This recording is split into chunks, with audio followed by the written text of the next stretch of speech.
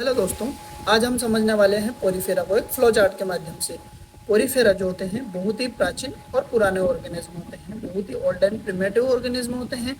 वासस्थान की अगर हम बात करें तो ये समुद्री होते हैं, समुद्री स्पंज होते हैं और कुछ एक ऐसे प्राणी होते हैं इनमें जो स्वच्छ जल में पाए जाते हैं।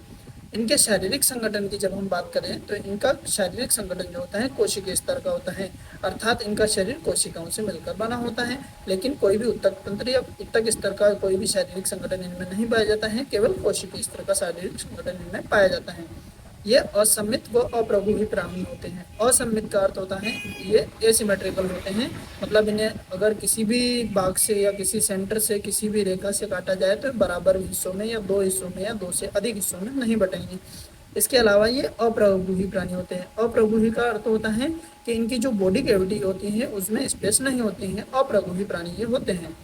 अब हम आगे बात करते हैं तो इनमें छोटे छोटे रंध्र पाए जाते हैं। छोटे छोटे रंध्र होते हैं मतलब इनमें जो बॉडी होती है इनके बाहर एक छोटे छोटे रंध्र पाए जाते हैं बहुत सारे, जिसके द्वारा इनकी जो बॉडी कैविटी के अंदर H2O प्रवेश करता है, मतलब पानी जो होता है इनके अंदर प्रवेश करता है और फिर उसके तत्पश्चात ऑस्कुलम से बाहर निकल जाता है। ऑस्कुलम एक बड़ा छिद्र होता है जिससे जो बॉडी का जितना भी पानी होता है वो बाहर आ जाता है। अब हम जनन की बात करते हैं तो इनमें अलैंगिक जनन व लैंगिक जनन पाया जाता है। अलैंगिक जनन जो होता है वो विखंडन विधि के द्वारा होता है, जबकि लैंगिक जनन जो होता है वो युग्मक या गैमेट्स बनाकर किया जाता है। इनकी जो बॉडी होती है वो उभय लिंगाश्रय होती है। उभय लिंगाश्रय का अर्थ होता है कि इनमें नर एवं मादा जो होते हैं दोनों पृथक नहीं होते हैं, मतलब एक बॉडी के अंदर नर भी होगा और एक बॉडी के अंदर मादा भी, दोनों ही एक बॉडी में प्रेजेंट होते हैं, इसलिए इन्हें उभय लिंगाश्रय कहते हैं। अब इनके में निषेचन की जब हम बात करते हैं तो इनमें निषेचन जो होता है आंतरिक निषेचन पाया जाता है। आंतरिक इंटरनल फर्टिलाइजेशन इनमें पाया जाता है।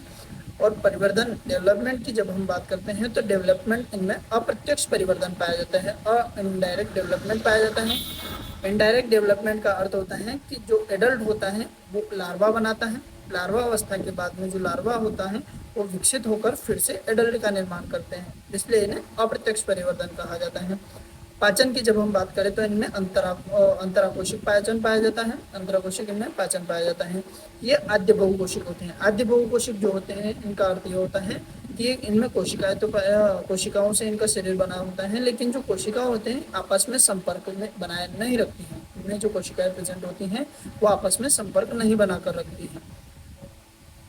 आगे हम बात करते हैं जल संवहन या नाल तंत्र की, वाटर कैनाल सिस्टम की हम बात करते हैं तो इनमें जो वाटर कैनाल सिस्टम होता है वो श्वसन और उत्सर्जन में सहायक होता है। जो वाटर कैनाल सिस्टम होता है वो एक्सप्रेशन का भी काम करेगा और रेस्पिरेशन का भी काम करेगा।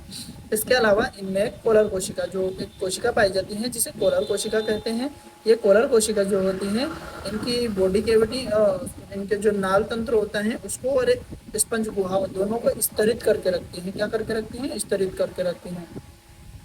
आगे हम बात करते हैं इनके उदाहरण की, तो इनमें तीन उदाहरण पाए जाते हैं। तीन उदाहरण में पहला उदाहरण है साइकन या साइफा, ये एनसीईआरटी बेस्ड है तीनों उदाहरण। साइकन का स्ट्रक्चर ये है। और दूसरा है यू स्पॉन्जिला। यू स्पॉन्जिला जो होते हैं बाद स्पंज होते हैं। और तीसरा है स्पॉन्जिला। स्पॉन्जिला जो होता है एक स्वच्छ जलीय स्पंज होता है, जैसे हमने यहाँ देखा था कि जो इनमें समुद्री होते हैं और कुछ एक स्वच्छ जल में पाए जाते हैं, तो ये स्पॉन्जिला जो होते हैं ये स्वच्छ जलीय प्राणी होते हैं।